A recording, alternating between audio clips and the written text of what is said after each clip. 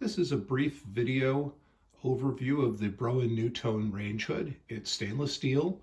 It does fingerprint easily, but it cleans up nicely too. The kitchen, yes, needs to be remodeled around it, but it's a start.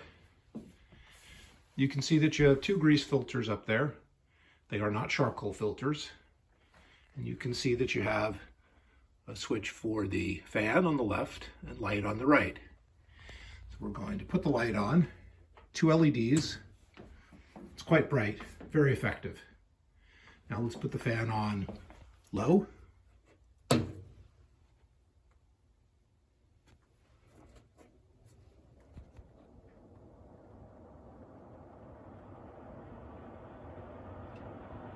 Fairly quiet.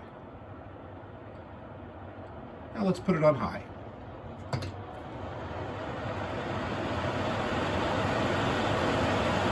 That's enough to notice, but not terrible if you've got to get a lot of heat or smoke away from it. It can be vented, ducted that is, to the outside, or just